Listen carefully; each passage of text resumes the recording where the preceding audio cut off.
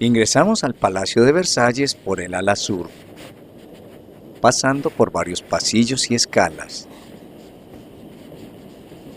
Desde un punto de vista histórico, visitar Versalles es viajar 250 años al pasado y conocer el absolutismo de los reyes que mandaban sobre media Europa y competían con el Imperio español e inglés por la supremacía mundial. El esplendor del Palacio de Versalles es conocido en el mundo entero, antiguo hogar de reinas y reyes franceses. Hoy en día, el Palacio de Versalles y sus magníficos jardines están abiertos al público.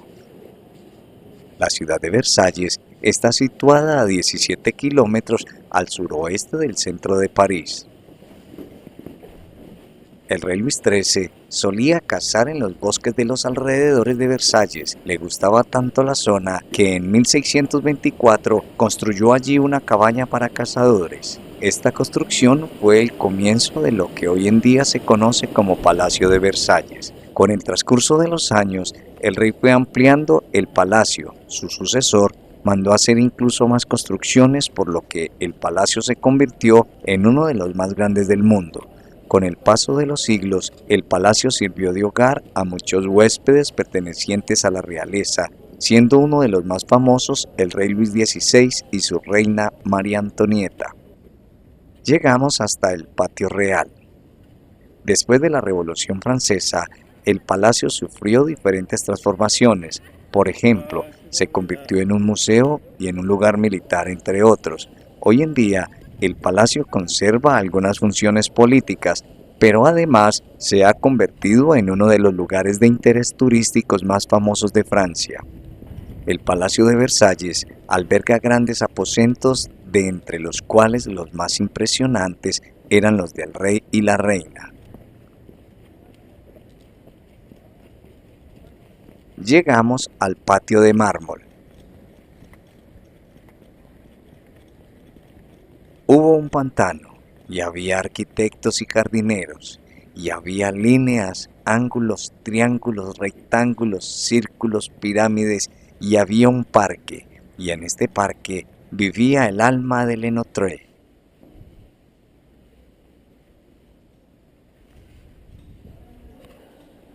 Clasificado como Patrimonio de la Humanidad, el Palacio de Versalles es uno de los mayores logros del arte francés del siglo XVII.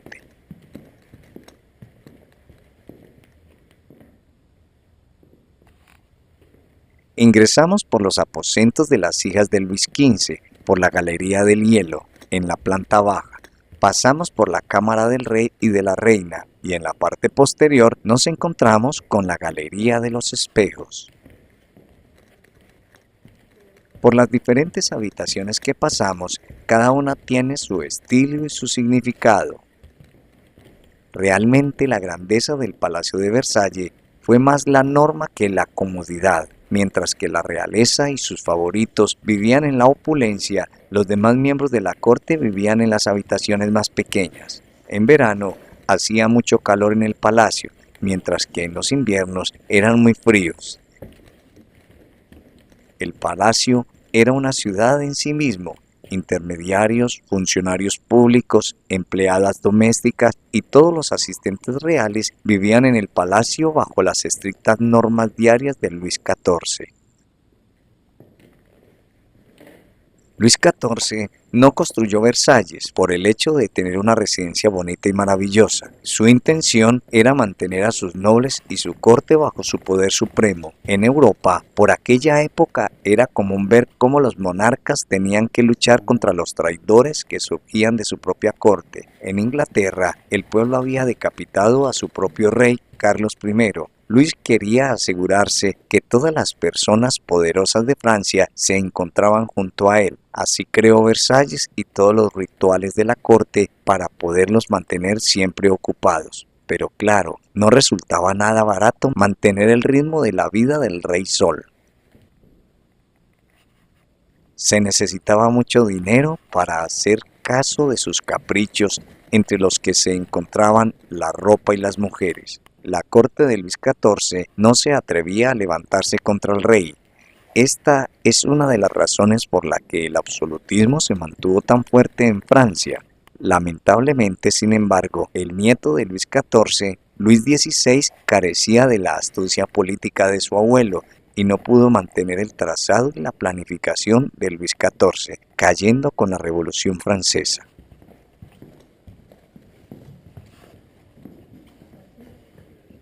El Palacio de Versalles cuenta con 700 habitaciones, más de 2.500 ventanas, 352 chimeneas, 67 escaleras, 483 espejos. La visita al Palacio de Versalles y sus jardines abarca 50.000 kilómetros cuadrados de superficie abiertos al público y en total nada menos que 67.000 metros cuadrados. En la planta baja del palacio encontramos las estancias del príncipe heredero Delfín y las Delfinas, los apartamentos de las Mesdames, hijas de Luis XV.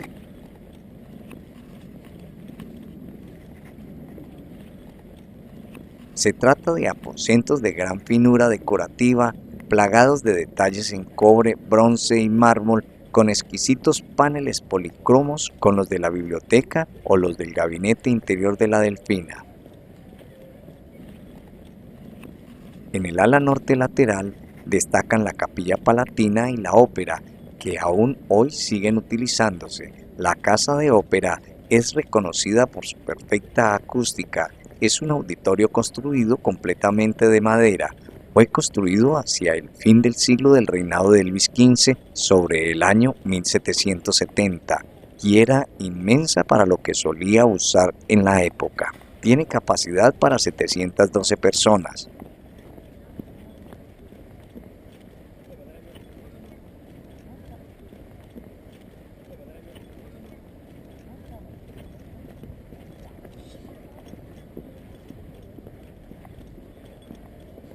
La Capilla Real se halla en la planta baja. Junto a ella hay una galería de escultores que muestran desde los reyes de Francia desde la época de Carlos Martel.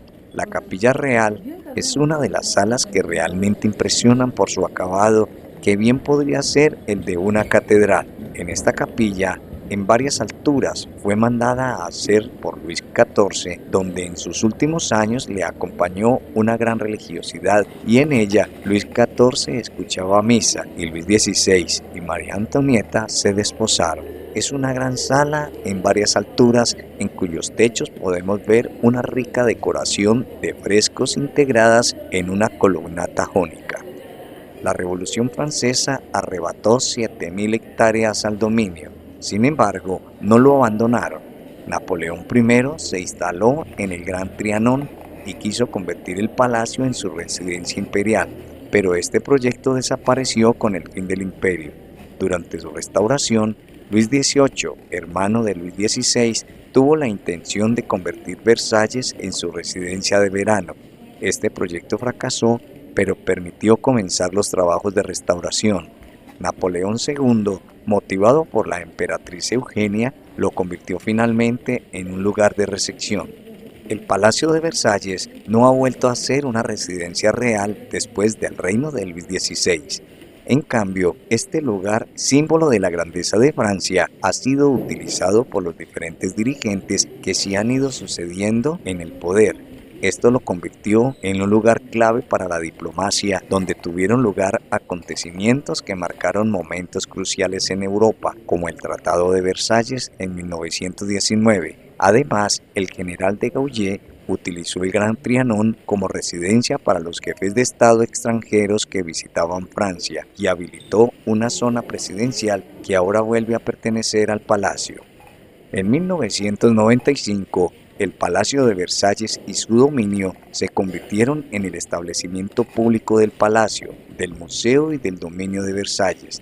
El público puede visitarlo por su cuenta o con visitas guiadas para descubrir este patrimonio histórico. Igualmente, se organizan espectáculos como las grandes aguas musicales o las representaciones de la ópera real para vivir Versalles como en tiempos de los reyes. El Palacio de Versalles tiene una de las mejores pinacotecas de Europa con enormes óleos que se representan en todas las salas de Versalles, pero en especial en la Sala de las Batallas.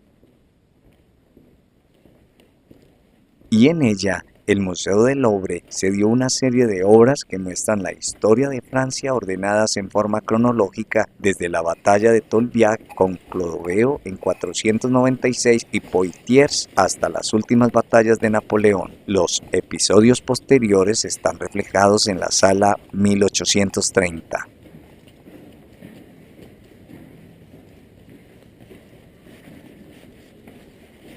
Dentro del Versalles podemos encontrar una muestra de la pintura de la época absolutista y posterior de la Revolución. Además del Museo del Louvre, se dio una serie de obras que muestran la historia de Francia, con lo que el Museo de Versalles es uno de los mayores museos de historia del mundo.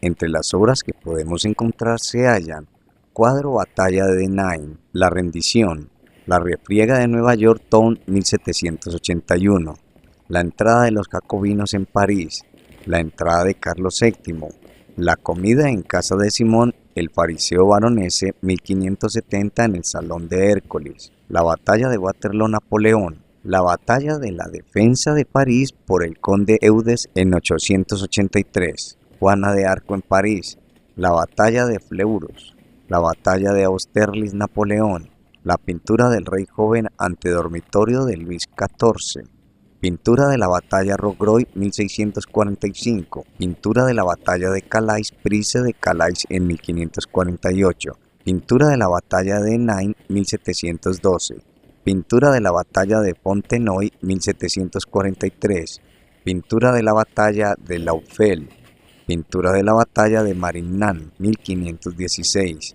Pintura de la batalla Poitiers por Carlos Martel 732. Cuadro del dormitorio de Luis XVI, entrada de Enrique IV en París 1594, La batalla de Aboukir, la entrada de Juana de Arco, Juana d'Arc en París, retrato de Napoleón Bonaparte, retrato del emperador Napoleón, Salón de Hércules, La comida en casa de Simón el fariseo 1570, Paolo Veronese, cuadro de la batalla de Fontenoy, pintura de la batalla Villaviciosa, estatua Hugo Capeto, fundador dinastía Capeta Franca, Versalles, cuadros, fotos, las tres gloriosas salas 1830, Versalles de Luis Felipe.